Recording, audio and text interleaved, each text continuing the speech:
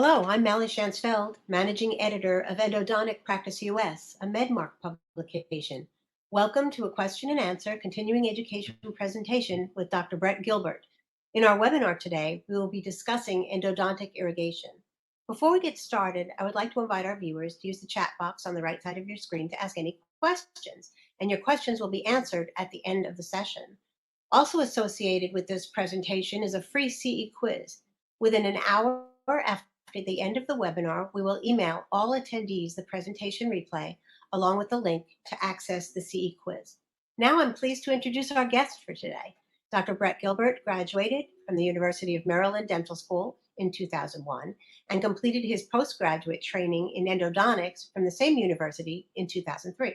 He's currently a clinical assistant professor in the Department of Endodontics at the University of Illinois Chicago College of Dentistry and on staff at Presence Resurrection Medical Center in Chicago. Dr. Gilbert is a board-certified diplomate of the American Board of Endodontics and past president of the Illinois Association of Endodontists. He was named a top 10 young dental educator in America by the Seattle Study Club and was named to Academic Key's Who's Who in Dentistry Higher Education. Dr. Gilbert lectures nationally and internationally on clinical endodontics, and he has a full-time private practice limited to endodontics in Niles, Illinois. Dr. Gilbert, we turn the webinar over to you to learn more about our topic for today. Wow, thank you so much, Molly, and appreciate Endodontic Practice US and all that you do. And I'm super excited. I'm excited to be with you for this session, talking about definitely my favorite topic, the most intriguing topic in endodontics to me, which is irrigation. And so tonight we're going to be talking about a novel approach to endodontic irrigation, which in essence is bringing some new things forward, taking a look at where we've been, where we're headed. And so I'm really excited to be here. And I hope that you guys are ready for a little journey through endodontic irrigation and taking a look at what's new. I think we always start with our bio page. Again, as Molly said, I am a graduate of the University of Maryland. I love my time at the University of Illinois as a professor. Obviously, spend probably as much time at my private practice as I do at my home. And also just very proud to be part of US Endo Partners, which is an endo-only platform that I'm really, really excited about. It's been a real blessing for me in my practice. And so I'm excited to be here and ready to jump in with you. Now, for those of you that are on social media, which is pretty much everyone at this point, endodontics is really flourishing on social media. And I think it's an incredible place to share and to learn, to grow. There's so many endodontists, and our community globally has become so small because we all know each other, no matter where we practice, no matter where we live. So my handle is Dr. Brett Gilbert on every platform. So if you have a chance to check me out there, it'd be great. I'd love to interact with you online. And it's just an incredible way that this world has become a smaller place where we can share together, really learn together, and ultimately grow. And so that's what tonight's really about. This session here is about the learning objectives of what is the history. So essentially, where have we been with irrigation? And it all starts with the anatomy. So, discussion of those anatomical complexities that we're all so familiar with in the root canal systems. And ultimately, the historical limitations of our clinical techniques to really fully cleanse these convoluted spaces. So this is something that has been since the beginning of time and the beginning of humans, is to see this pulpal anatomy that is just so complicated. And then ultimately looking at the critical function that irrigation plays in our procedure. So the debridement and disinfection of the root canal system truly comes from the chemical preparation with irrigation. And so we've seen a lot of innovation. We've seen a lot of evolution in this area. And that's something I'm super excited to talk about tonight. Also, reviewing the importance of sodium hypochlorite while looking at essentially sodium hypochlorite as our gold standard solution, but also highlighting some of the environmental vulnerabilities of the solution. And I think as we learn, we find that we're in a situation where we don't always think about sodium hypochlorite being so fragile, but in reality it is. And we're going to cover that. Also going into the evolution of irrigation solutions, including the advent of proprietary solutions that contain surfactants, what that means, how to interpret that, and then ultimately introduce some of what I like to call liquid technology. So the latest in these solutions and how it works, what's the rationale behind it, What's the difference about it? And ultimately, is this something that intrigues and interests you if you feel that this could be an ultimate, way to irrigate, a way to do it that is newer, a way to do it that has really been thought out and ultimately brings all the technologies of solution together in one place. So let's jump into it. So ultimately, we look at endodontic irrigation, and the truth is you can have a beautiful radiograph, you can love the way that the fills look in the roots, but do you really know that it's clean? And of course, the answer is no. And if we're being honest with ourselves, with all the knowledge we have on the anatomy of the pulpal systems, we really know that it's quite a challenge to get them clean and even to access them at all. So the image only tells part of the story. But in general, across dentistry, we judge our endodontics based on the white lines, and we want to see these great fills. And that is important. But the reality is it's the part that we can't see. It's the part that we have to be aware of from our knowledge base. And then ultimately the desire to really push forward and do the very best job that we can so that we can clean these spaces that no one will ever see and truthfully won't ever know if they're clean or not. But ultimately the results of our cases, the longevity of the teeth, and the resolution of disease all will be the parts that show up as the benefit of doing proper irrigation. So why is irrigation so fundamentally critical? It's all about the anatomy. When you look at these convoluted spaces, so in this old black and white stained photo taken from Orstovic and Pitford's textbook, you see a situation where you have, of course, the vertical channels, but then you also have all of these connections, all of these anastomoses. You have ramifications, you have deltas, you have irregularities within the canals. We know the canals are not circular. So when we use circular instruments to try to clean them, that leaves a lot of space untouched, which we're going to get into. Obviously, the dentinal tubules in and of themselves, having these, thousands of microns long tubules that bacteria can embed in, biofilm can embed in, creates such a challenge. And then ultimately, this is a trap for bacteria. It's a trap for tissue. And so when you look at this, you have to have this picture in your mind. The idea that pulpal anatomy hasn't changed as we have evolved as a species. And we have to be aware of how convoluted and challenging it is so that we can put forth the right effort. And ultimately, the way we learn in dental school, very simple irrigation techniques, they really just don't do a good enough job to get the best possible results. So this is an important point in regards to endodontic success, endodontic treatment failure, and ultimately saving teeth. So we think that it's important for all endodontists, especially, obviously they're aware of this, but as endodontists, for us to also educate our general dentist colleagues and letting them know that this is what we're up against, because sometimes it can be created as a simplistic process through the commercial channels, through education, just trying to keep things simple. And it's our job to let our dentist colleagues know that there's an awful lot going on with the anatomy, and a picture sure says more than words. So I love this picture. I've been showing it for years in lectures because I think it really symbolizes the complex nature of the anatomy. So you see the anastomoses in between the canals, and most importantly, apically, that convoluted sort of apical third, where there's just so many hiding places, so many different portals of exit, and all of these really have the greatest chance of being cleaned by irrigation.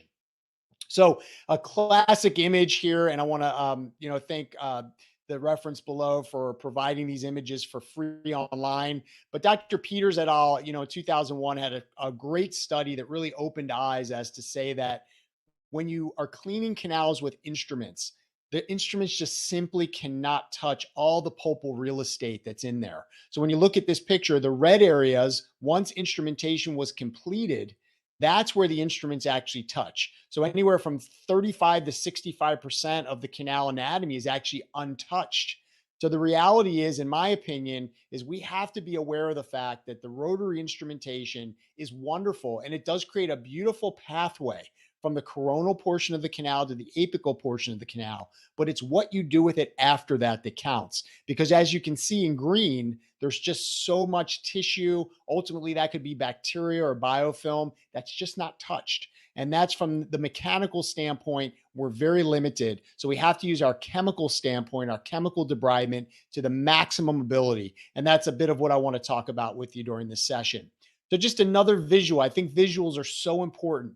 Looking at cleansing complex root anatomy has always been our biggest challenge. And we always have to be looking at how we can improve. How can we do a better job? How can we do it more efficiently? How can we do it in a way in which we can get the ultimate success, which is long-term retention of this tooth for this patient in a healthy way? So when you look at the anatomy, I almost think it's like art. You look at this, each tooth is unique like a snowflake. You have so much anatomy, so much more than what we learned in dental school.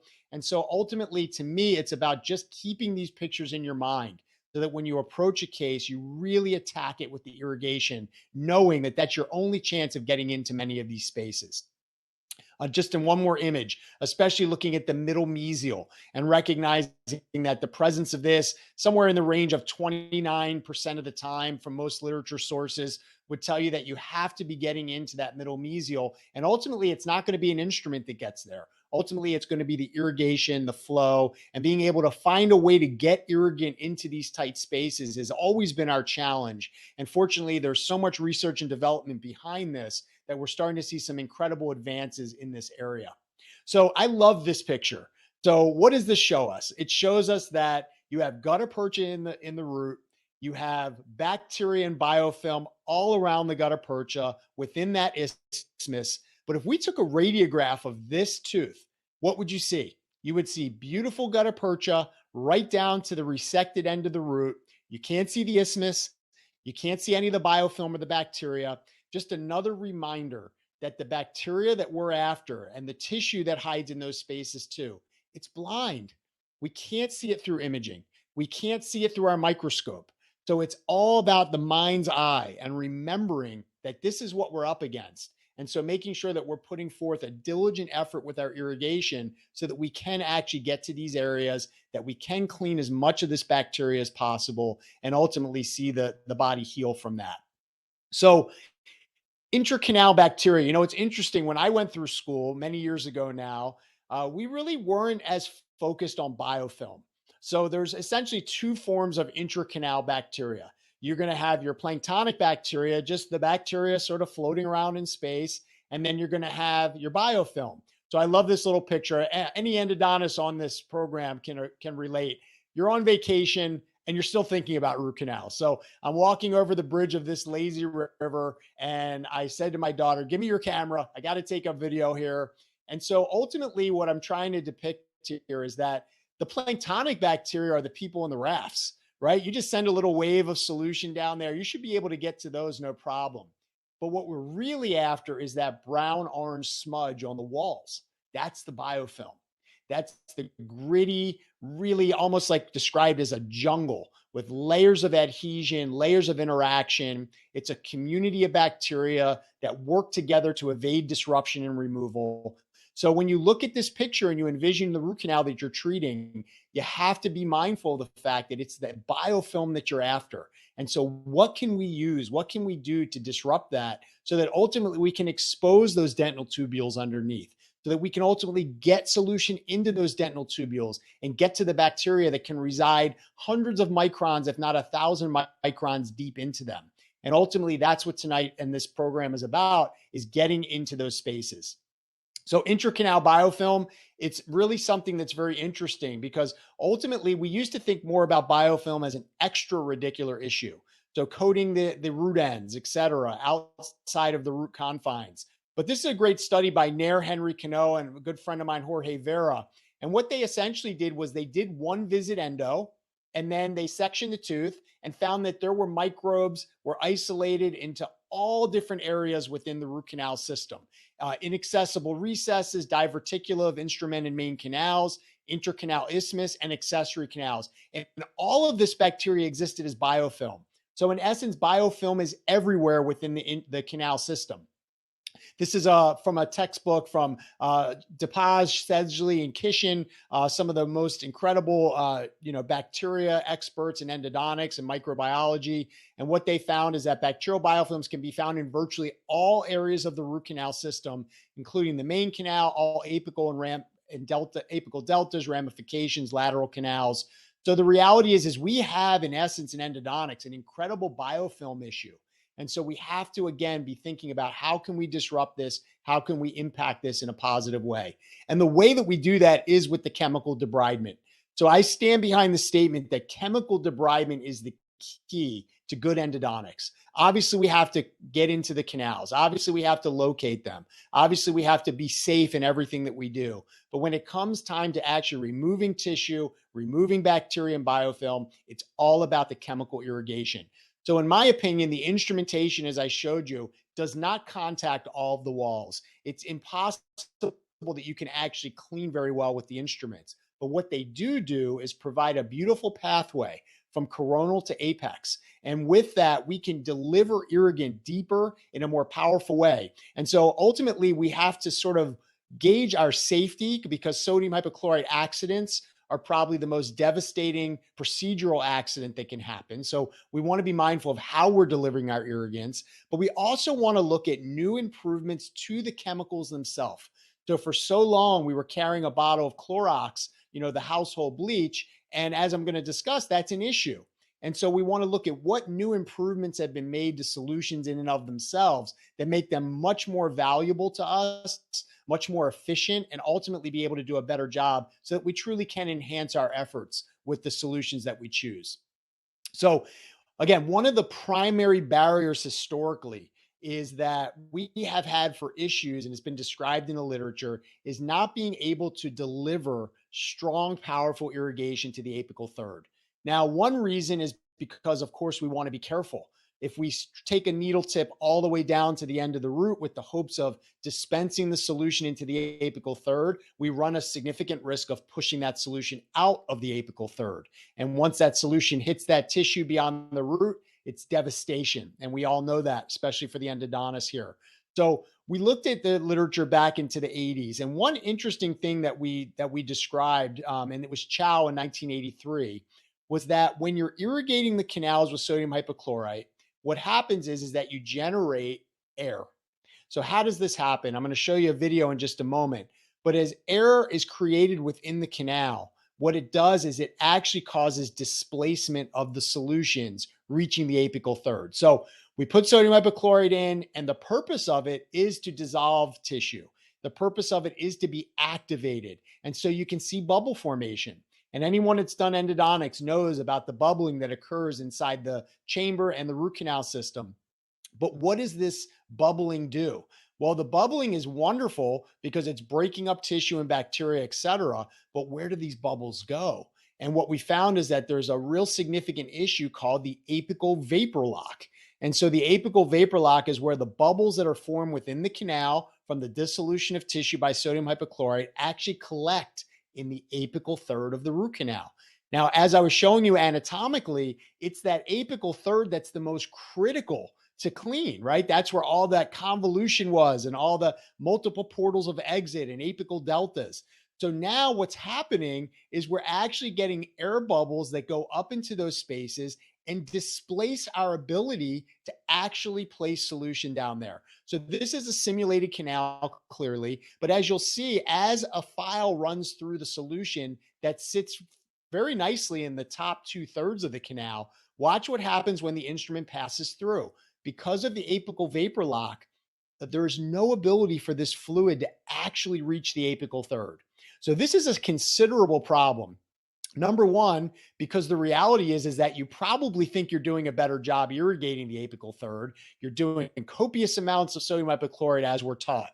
You're doing everything right, but you're discounting the power of these bubbles to actually become a barrier for us to deliver the solution to the most important place in the canal. And so obviously over time, being aware of this apical vapor lock, we've come up with some solutions. And industry has been a wonderful partner for us as endodontists to be able to develop devices, different ways that we can overcome this. And we're in a real golden age of endodontic irrigation at this point. So in the upper left is an ultrasonic tip that can do ultrasonic activated irrigation, which can break up that apical vapor lock. You can see sonic irrigation with something like the Endo Activator that's been around for many years. On the bottom left there, you can see the Endo Ultra, again, an ultrasonic activation. These break up that apical vapor lock. So when you're putting in the nice solutions into the chamber and into the canals, now you have the ability to actually get that solution to flow all the way to the apex. And more recently, we have even more sophisticated devices. We have lasers that we can use to create some, microfluidic type of irrigation, lots of bubbles and cavitation.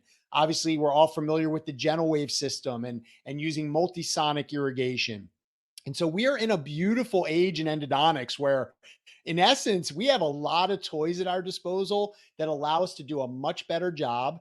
And I would say for me, this has been such a highlight of my career to be here during this sort of golden age. And I've taken that very seriously because I think that anything that's going to help me produce better results for my patients is something that I'm totally invested in. And I know that any endodontist that's watching this feels the exact same way and feels that way passionately. That's what I love about endodontists. We're just so into what we do and we always want to grow and get better. And so in that effort, I've been really focusing on incorporating some of these new technologies into my own practice. So just very recently added the Edge Pro laser. I'm also working with the Gentle Wave.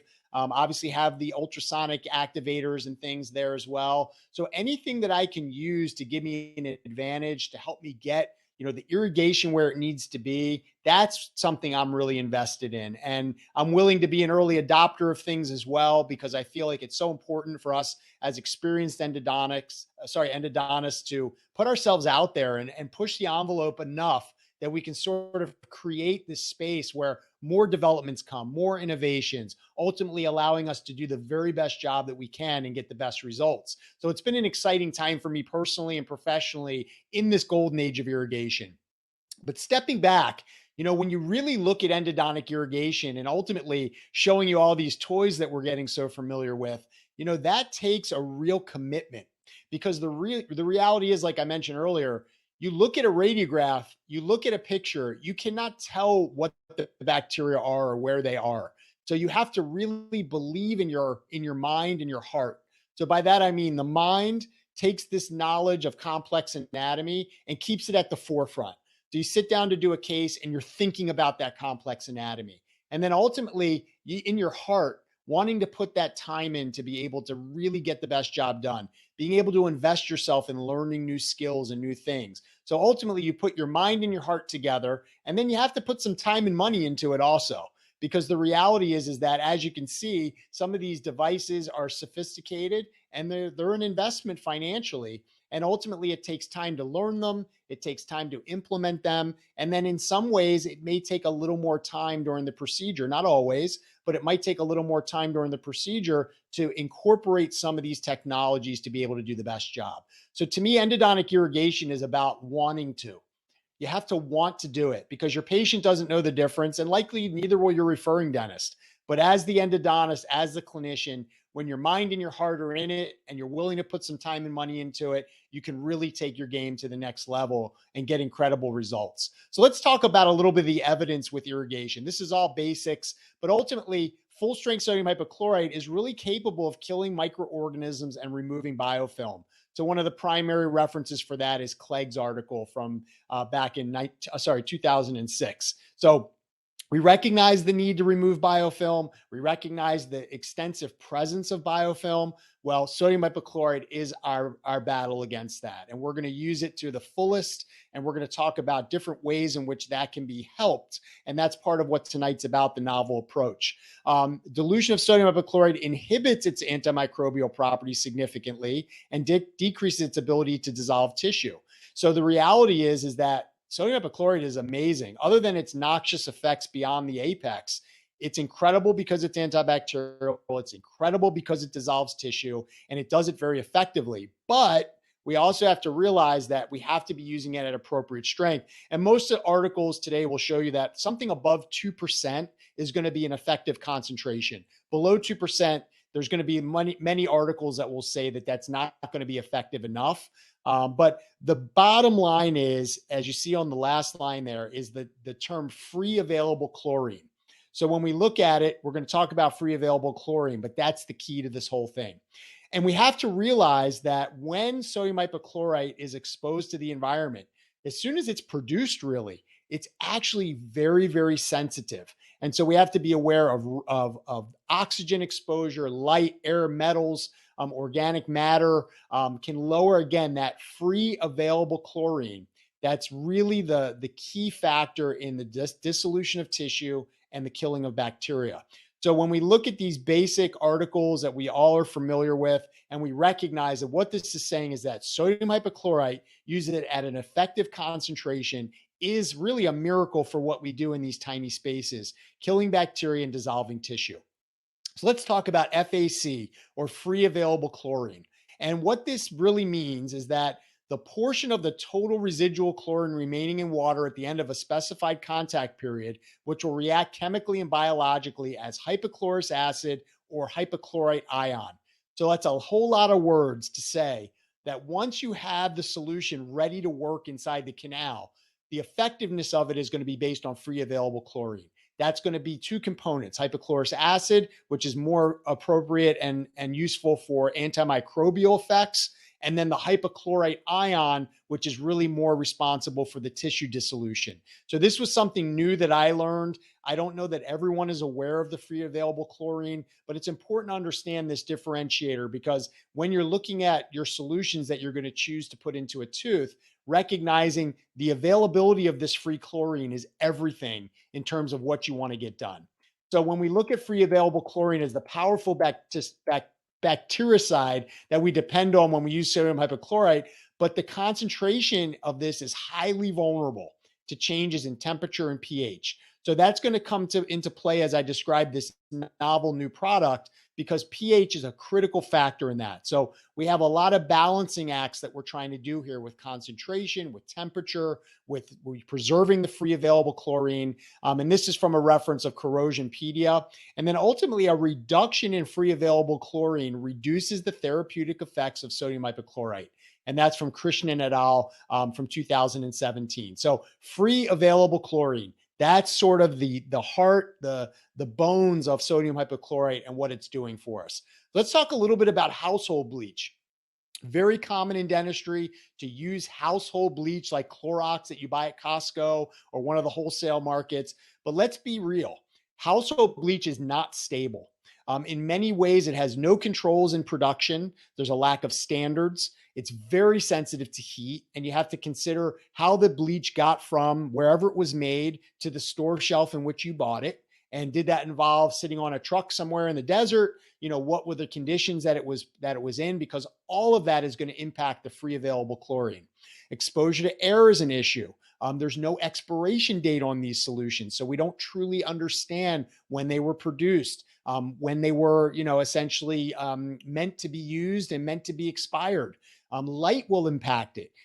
Ultimately, there's a quality control issue when you don't have the Food and Drug Administration involved in the production of a solution.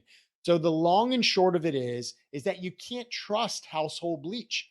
And the truth of it is also, which is disconcerting, is that household bleach that does not have very much free available chlorine left will still stain your scrubs. It'll bleach them white, just like the regular bleach. And it smells like bleach and it sort of acts like bleach, but it doesn't have that viable free available chlorine. So when we're depending on the chemical irrigant, when we're depending on that to be the main source of cleaning, of killing bacteria, dissolving tissue, we need to make sure that what we put in is at the highest potency, activity, and concentration that's going to work for us. And we don't want to be fooled by taking something that's household and unregulated and using it. So if you can tell, I'm not a big fan of household bleach for endo. But with that, we've seen an incredible evolution of endodontic irrigation solutions from all different brands, all different styles. But the ultimate idea here is when you can purchase a proprietary FDA approved solution that's made by a company, now you've got a lot of different factors in place that allow you to feel much more comfortable that what you're using is active, is not expired, has controls, has quality control, has an expiration date, and ultimately has some stabilizers in it that allow you to be sure that what you're using is good, it's strong, and is going to give you that effect that you need. So you can see basically there's many more brands that I didn't list here. I just tried to give a sampling of what's been out on the marketplace for a long time. Now, there's a big problem about sodium hypochlorite, and I've described the vulnerabilities of it environmentally, but not only environmentally is sodium hypochlorite under attack. it's under attack the second it hits the canal space. So, you think about bleach or you think about sodium hypochlorite and you feel like that's sort of the aggressor, right? Like that's what's going after everything. That's what dissolves and kills and all of that. But the truth is that the second that sodium hypochlorite touches inorganic debris such as dentin, that dentin neutralizes the power of sodium hypochlorite, and it does it quickly. When I was in school, instructors used to say, put sodium hypochlorite in the tooth, walk away, go get a cup of coffee. But we've learned since then that there's an incredible buffering or neutralization of sodium hypochlorite by dentin proteins and dentin chips, all the things that we're creating as we cut inside the canal. So sodium hypochlorite is under attack by dentin itself. Well, EDTA is a wonderful solution or reagent that actually helps to minimize and remove the inorganic debris. So that's great, right? So if we remove the inorganic debris, there'll be less of that to minimize the effects of sodium hypochlorite, except that EDTA also neutralizes sodium hypochlorite. So all the things we're trying to use together are kind of working against each other. So the dentin is hitting the sodium hypochlorite, but we're using the EDTA to get to the dentin, but then the EDTA also weakens the sodium hypochlorite. So I just want to illustrate this idea that sodium hypochlorite is a very vulnerable and oftentimes easily neutralized solution. So we have to be aware of this. So in this sort of blossoming commercially of all these FDA approved proprietary solutions, we started to see the addition of surfactant. I'm going to use this Vista product as an example. So Vista has a sodium hypochlorite that's just sodium hypochlorite. They have 3%, they have 6%, great. Now, the difference between this and Clorox is that it is controlled. It's a 6%. You can guarantee it's a 6%. It's got an expiration date. It's got some stabilizers in it that ensure that it's going to be good. It's balanced. So there's just your regular sodium hypochlorite. But we've seen a lot of the addition of surfactant. And what does that really mean? So again, you have the same sodium hypochlorite, but now with surfactants, you're getting a deeper penetration into the dentinal tubules, into all the different spaces inside the canals. So we're going to talk a lot about surfactants and the impact. I'm going to show you some of the lit here in just a moment. And then ultimately looking at even something like an EDTA solution and being able to combine things within solution when they're controlled from a manufacturer. So whereas certain type of reagents will react to each other in just normal solution, in these prepared solutions, they're stabilized, they have modifiers in them. And so you can have something like, for instance, EDTA and chlorhexidine in the same solution without any type of reaction. And ultimately, the way that these companies have been able to fine tune the chemistry, you can also have the sodium hypochlorite and EDTA solutions interact without worrying about a tremendous reaction or neutralization. So there's been a lot of evolution and a lot of innovation in the solutions that are created. So let's look a little bit about surfactant in the literature. This is by Stoyachik. Forgive me if I pronounced that wrong.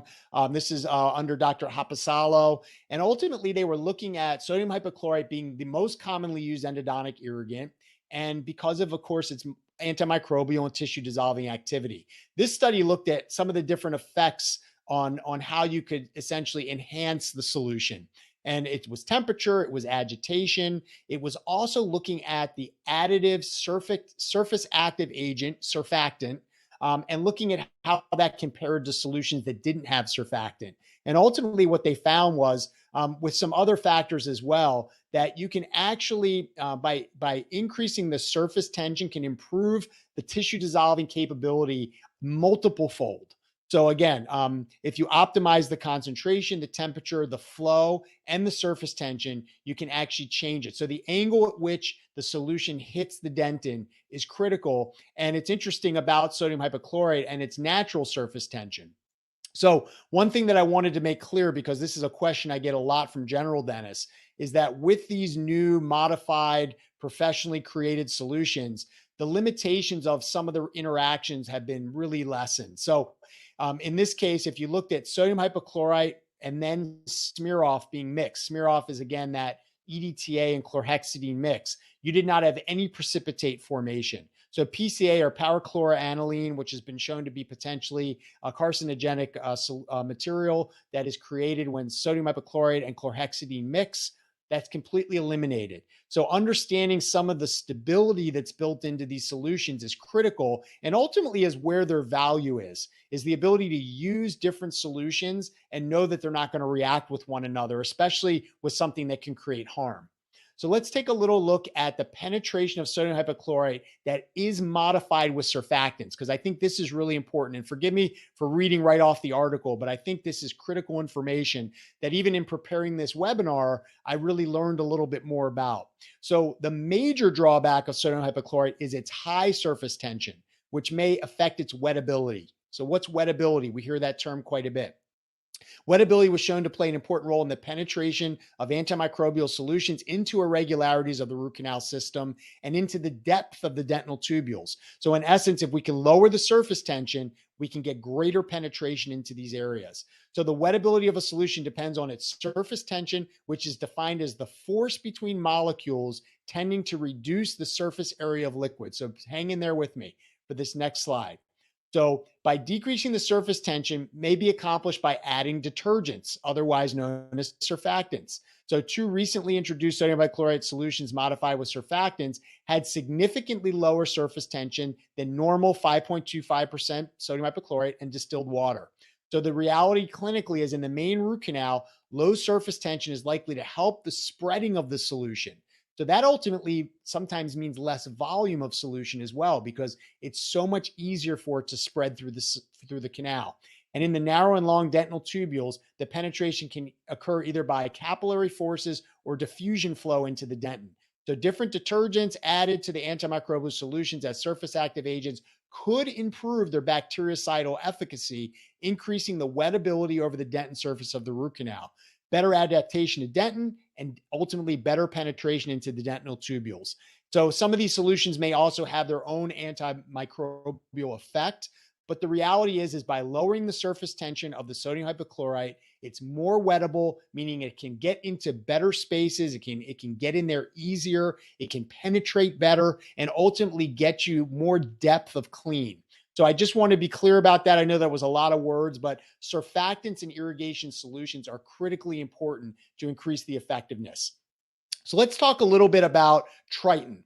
So we've led up to all of this evolution, obviously looking at the different solutions, but ultimately you saw a lot of bottles, because the reality is that the sodium hypochlorite product has always had to be separate from the EDTA or chlorhexidine type products. So ultimately, the sodium hypochlorite is going to get your organic debris, right? It's going to get your tissue. It's going to get your bacteria.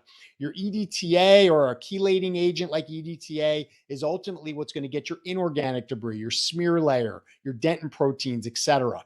So Triton is the novel new approach to irrigation that this session is about.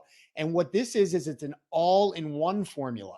So what they've done is found a way, even though we talked about that EDTA and chelating agents typically would weaken or lessen the impact or effect of sodium hypochlorite, now you have a solution that's been developed. And I want to tell you, it's been a 10-year development project for them to create this, to find the right balance, to be able to put all of it in one. Your sodium hypochlorite and a proprietary blend of over 14 surfactants. We've talked about the importance of surfactants, what it's all about, and ultimately chelating agents. So chelating agents and the surfactants and the sodium hypochlorite all working in harmony based upon a balanced pH that allows all of this to be stable and ultimately allows you an incredible performance and really convenience to be able to just have one solution for endodontics. So let's dive in a little bit. So ultimately what you're looking at is inside the packaging here. And what's interesting about it is everything is kept separate right up until the time you're going to use it. So in that packaging, it's not just a bottle full of liquid. As you can see, there's two compartments. In the left side is where the sodium hypochlorite is stored. And originally, as it sits in the package, it's at an 8% solution.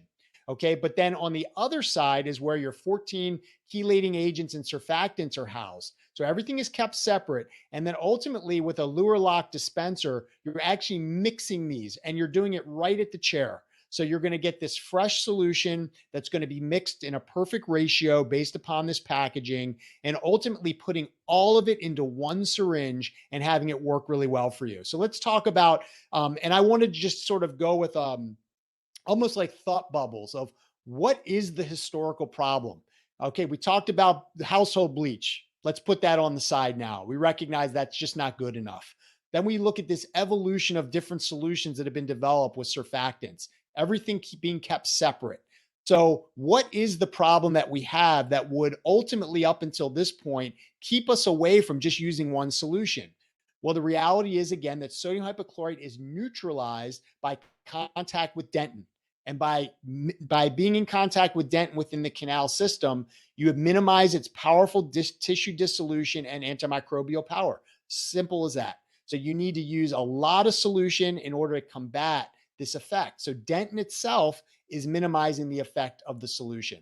So then ultimately we use EDTA to remove this inorganic debris, right? In studies, they'll use dentin powder. But in reality, you're talking about the little dentin shavings that are created when we instrument canals. We're talking about what's comprised in the smear layer, et cetera. So the reality is that EDTA is great at removing all of that. So if you wanted to minimize the ability for these dentin particles to minimize the effect of sodium hypochlorite, well, EDTA is taking away the enemy, except EDTA is also going to minimize sodium hypochlorite. So everything seems to be working against sodium hypochlorite. And so all the solutions that we need to work together historically have worked against each other. And so that's a very interesting thing. And I hadn't really given it too much thought until there was ultimately this new novel approach, which is Triton, which is the opportunity to have all of it incorporated together, having them work together instead of against each other. And so that's what I wanted to sort of put together here as the historical problem. So how do you ultimately make all of these ingredients work together, especially when they are clearly something that can impact one another negatively? So we need to minimize the buffering or neutralization of sodium hypochlorite. That's the bottom line. Because let's face it, the EDTA, the surfactant, all that is great. But the real meat and bones of the whole situation is sodium hypochlorite. And so we need to minimize the buffering of this so it can stay strong. So how do we do that? Well, the way that they did it with Triton is they put a situation together where with one solution, you can proactively remove that inorganic debris so it doesn't neutralize the sodium hypochlorite, but you have to do it with chelating agents that don't buffer sodium hypochlorite. So if EDTA, which is the most popular chelating agent to do this, to remove inorganic debris in the canals, if that's minimizing the effect of sodium hypochlorite, well, what if we eliminated EDTA? What if we found a different way? And so ultimately, that's what Triton is finding this balance of getting the right ingredients together and then being able to keep them all in prime optimized condition. And the way that they do that within the same bottle and ultimately within the same syringe is balancing the pH. So I've been able to discuss with the chemists that have worked on this for 10 years, and they had quite a journey getting here to this Triton product. I have to say it's been fascinating to learn about. But the reality is that if the pH is too low, below 8.5, then tissue dissolution is just not sufficient. And contrastly, if you go above 10.5 pH, then the smear layer removal is insufficient. So there's just been all of these balancing acts that had to go into place, but ultimately they found a way to make it work. So the way that Triton impacts and eliminates or resolves this EDTA buffering of sodium hypochlorite is that you're able to actually, in the Triton solution, you saw that it was 8% in the bottle, as I mentioned. But the second that you mix it with the other side, it's 4%. So now it's a 4% active solution of sodium hypochlorite. But remember, why did they do this? Because there's no EDTA. So think about that. If there's no EDTA in the solution to buffer or neutralize the sodium hypochlorite, then in reality, you can use a lower concentration, which is 4%. As I mentioned before, it's pretty well known that anything above 2% is considered an effective concentration. But now this 4% is much more stable because remember, you have two things happening that are going to really help you. So the first thing is you're simultaneously removing the inorganic debris with the chelating agents. Again, non-EDTA. So no EDTA, but you have this. And again, we'll never know exactly what these agents are. It's all proprietary. It's all big secret. But the reality is that the chelating agents function much like the EDTA would, but without the buffering effect on sodium hypochlorite. So now you can use this lower 4% concentration of sodium hypochlorite, but because it's unbuffered, it has a greater opportunity to do its work on the dentin. So again, there's a tremendous amount of surfactant in this solution as well. So you're not buffering the sodium hypochlorite. You have a tremendous amount of surfactant, which makes it, as we talked about from the literature, lower surface tension, greater penetration. And so in essence, you have 4% solution that stays strong and is stable. You don't have dentin knocking it down because the dentin is being addressed by the chelating agents. And the chelating agents themselves are not knocking down the sodium hypochlorite. So the sodium hypochlorite can really stretch its wings and really do the impact that it's there for. So the bottom line is, by proactively taking away the inorganic debris and smear layer by using a non-EDTA chelating agent, you're simultaneously doing that while the sodium hypochlorite is active with surfactant against bacteria, biofilm, tissue, and now you don't have competition against each other. So this is the beautiful impact that I'm seeing with the Triton, with an all-in-one. So aside from the convenience, it's really important to understand how this chemistry is all working together. So they've resolved the dentin debris issue. Again, the buffering of sodium hypochlorite by dentin is really minimized with Triton because you have the chelating agents working. They're getting rid of the inorganic debris, so the sodium hypochlorite can really continue to work. Why does this work? Because of this, again, I'm just repeating myself, but I want to make this point clear that this is all working at the same time. So whereas historically we put the sodium hypochlorite in, the dentin would get to it and minimize it. Then we would want to put the EDTA in. That would take care of the inorganic debris. And we're sort of doing step by step, doing a lot of back and forth, trying to get the same effect. But since everything is working together very harmoniously, you're getting the performance that you're looking for much more efficiently because it's happening all at the same time through the same syringe. So the bottom line is that Triton addresses the buffering effects of EDTA and dentin debris on sodium hypochlorite, allowing that lower concentration at 4% to be more effective because number one, it's not being buffered or weakened. And number two, because it has a tremendous amount of surfactant in it to help it penetrate and be effective. So again, we have a synergistic combination of dentinal debris dissolution and antimicrobial disinfection taking place all at the same time, allowing for maximum clinical efficiency and lower volumes of the irrigation solution. And that lower volume is a really important point. When we were talking about wettability, wettability means that it just spreads easily and just flows through the system. So you don't need quite as much volume. So there's a savings in that. Let's take a quick look at the literature here. So this is just a study, and none of these, unfortunately, are published just yet. Triton was just released on the market in January. But ultimately, this study was looking at the evaluation of antimicrobial effect of Triton in the presence of dentin. And just to cut to the chase, and again, this is a reference from Karabuchik and Babir, and they're out of UPenn. There's a little marker covering my screen right there, but I believe this was the UPenn study. And so within these experimental conditions, we found that sodium hypochlorite with dentin led to the abolishment of antimicrobial effect. So again, this buffering of dentin on sodium hypochlorite.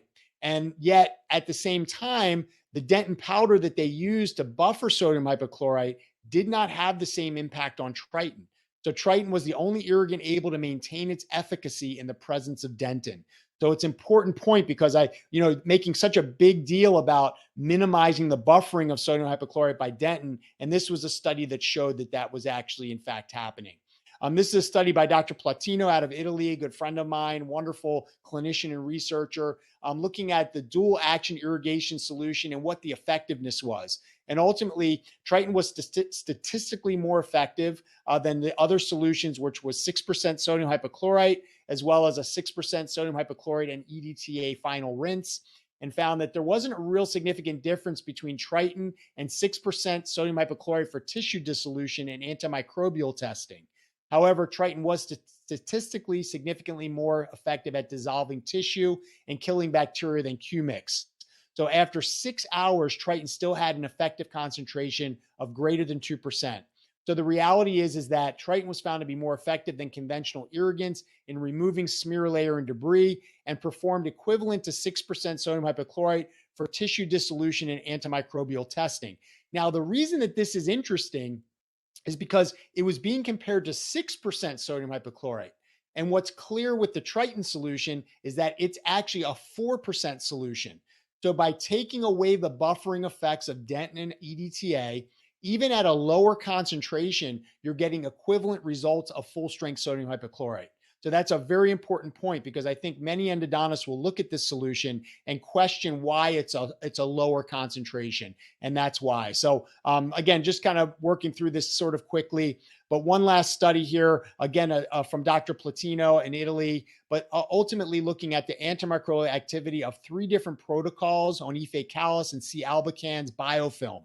So again, we talk a lot about the biofilm. And so we want to know, how does this impact that? And ultimately, statistically significant differences were found amongst all the groups. Triton showed the lowest CFU of all irrigants, meaning less bacteria were able to form, colony-forming units. And sodium hypochlorite and EDTA had lower antimicrobial activity than dual rinse and sodium hypochlorite and Triton.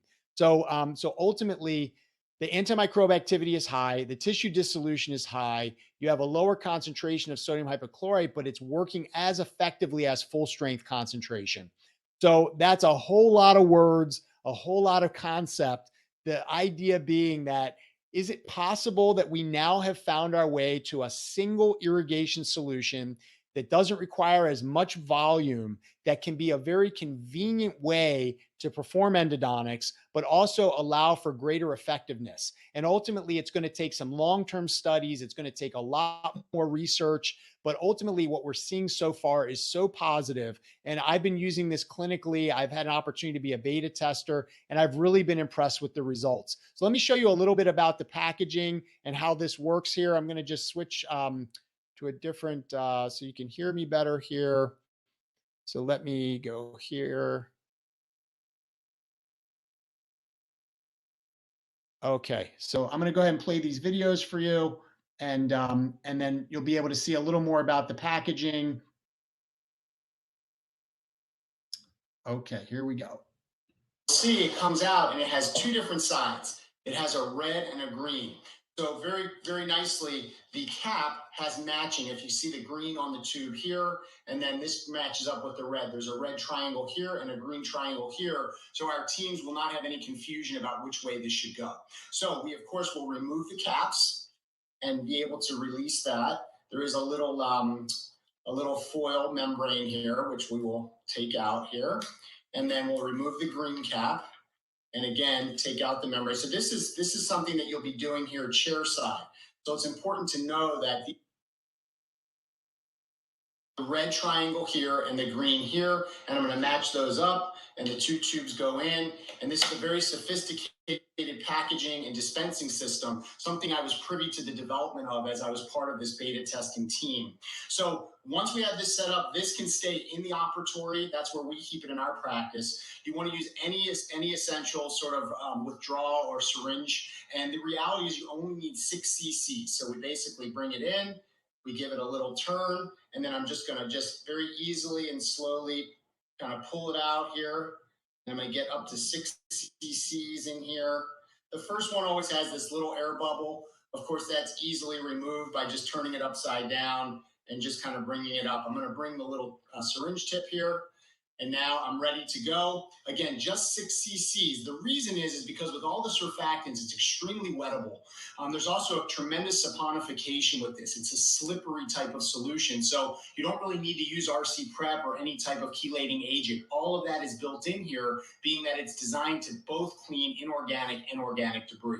So Triton, all in one solution, 6 cc's. You only need 1 syringe. I think So it's been a really cool process, learning more about this, being a part of testing it out, and being able to, again, with the early adoption of different technologies, I really see this solution as a significant technology when you can take away competition and allow sodium hypochlorite to work as effectively and as powerfully as possible, recognizing also that with 4% versus a 6 or an 8%, you really probably are dealing with a solution that's slightly less noxious. And so I think that there's advantages there. You can infer whether there's more safety to it. But if I can get the same impact of 6% solution and 4%, I think that there's some advantage there. Again, I think what's important to remember is that the reason that it's all in one is because it's a balance of pH. It's the ability to remove some of the competitors such as EDTA and add chelating agents that are very effective, but don't have this negative impact on sodium hypochlorite. And really, it's just something that I think dentists should approach, look at carefully. For the endodontists that want to consider this, all the research that I presented is on Brasseler's website. They have something called Triton University there. So you can see all the active studies that they have going on. Many of them have been submitted for publishing, but have not been published just yet. So I hope you enjoyed this little walk through the evolution, the history of irrigation. I'm just fascinated by it because we're dealing with such an intricate space and we're depending on these solutions to really do the work for us. And so to see this evolution, this improvement, this ability to increase effectiveness, the ability to be more convenient for us as clinicians to allow our efficiency to improve, I think has really been remarkable. So I hope you enjoyed it. I'm happy to answer any questions. Again, don't forget about me on social media. I would love to interact with you there, both focusing on endodontics, also personal growth and development, and in essence, just trying to live my very best life and hoping that by doing so, it can inspire you to do the same. So I'm happy to answer any questions if there are any. Thank you, Dr. Gilbert. Yes, that was a really interesting presentation. There are some questions coming in, but before I get to those, I would like to again invite viewers to use the chat box on the right side of your screen to ask any questions you have. Our first question is, how is Triton different from EDTA? Right. So, I hope I illustrated that there is no EDTA in Triton, but there are chelating agents. So EDTA is a chelation agent. And so what they've done is they found essentially some substitutes. And again, I don't believe we'll ever know exactly what this formula is. It took them 10 years to develop it. They had a lot of ups and downs in this process, but they stuck with it because they saw that there could be a tremendous benefit for dentists to have an all-in-one solution. So in essence, there is no EDTA, but there are chelating agents that do address the inorganic debris. So, what that looks like, what the names of them are, you'd have to talk to someone else, but they're in there. And that's where that simultaneous removal of inorganic debris is occurring at the exact same time that the sodium hypochlorite is affecting the organic debris. How is Triton different than Q-Mix? So Q-Mix is very much like that smear off that I had mentioned, which is another version from Vista. Q-Mix is from Dentsply, I believe, but in essence, that's going to be a stabilized formula of both EDTA and chlorhexidine. So what you have there is you have a chelating agent in EDTA and you have an antimicrobial in chlorhexidine. But as we all know, the reason chlorhexidine isn't sort of the gold standard is because it does not dissolve tissue. So what Triton does is it basically takes the ability to put it all together. So instead of having sodium hypochlorite and then Q-Mix, you just have it all mixed together. Of course, the ingredients are different. Triton does not have chlorhexidine. And the reason it doesn't is because it has sodium hypochlorite working at its fullest potential without competition from the EDTA. So I hope that that's clear. There is some differences. There's really never been anything like this before. So the questions are all good ones, but it is sort of a mind bender to sort of realize that we're talking about solutions that resemble what we've used before, but the ingredients are different and the way it's used is all been combined into one single syringe. Are there any special handling or storage requirements? So that's kind of interesting. So first and foremost, what's interesting about it is that you want to draw it into the syringe right at the chair. So, as I showed you, the bottle has the two sides, the mixing sides, and ultimately you really want to mix them right at the time. You want it to be completely fresh. And so you want to keep that bottle chair side and you really would like it to be room temperature. They do talk about storing it in the refrigerator.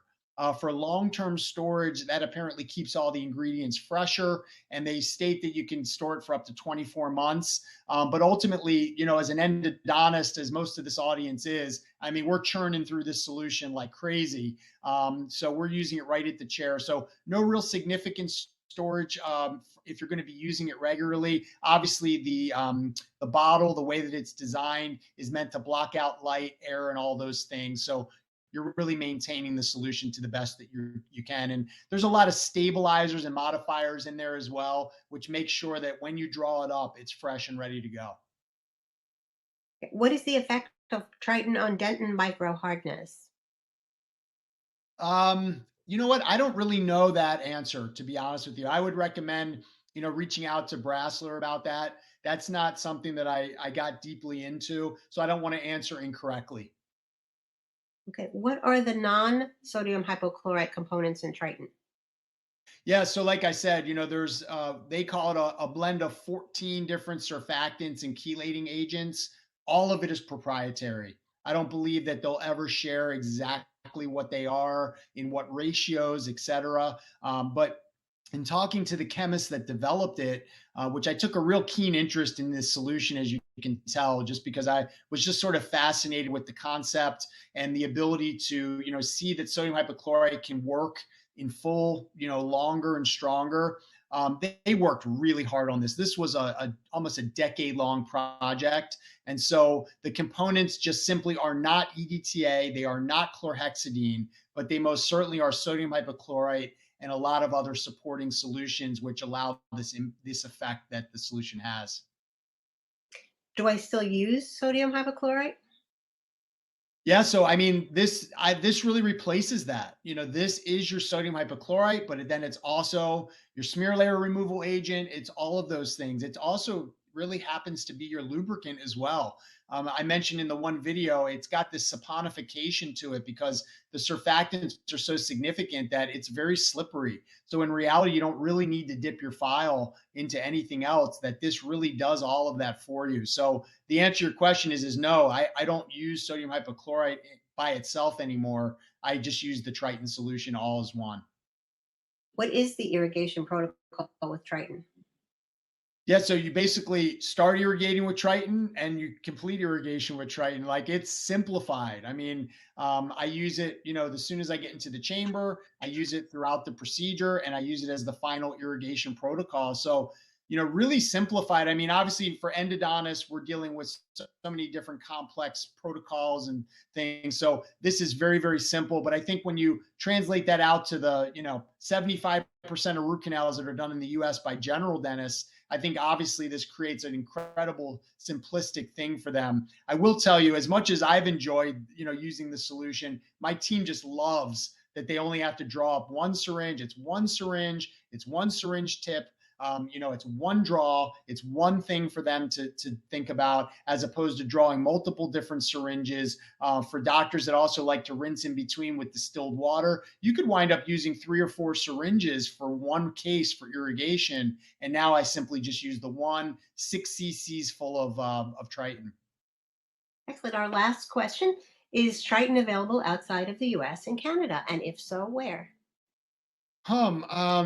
To my knowledge, I know it is available US and Canada. I know it's going to be available in Europe. I've talked to a lot of colleagues out there who are anticipating it. So I'm not exactly sure the timetable on that, but it will be available in Europe soon. But right now, I believe it is just US and Canada. Okay. Well, I want to thank everyone for your questions, but we've run out of time today. And if we did not get to your question, we will answer it after the webinar via email. Within the hour, we'll send you a link to the replay of this presentation and a link to access the CE quiz. Be sure to complete the free CE quiz associated with this webinar to receive your continuing education credits. Thank you all again for attending, and a special thank you to Dr. Brett Gilbert for the great presentation and our sponsor for this webinar, Brassler USA. Thank you and have a great evening.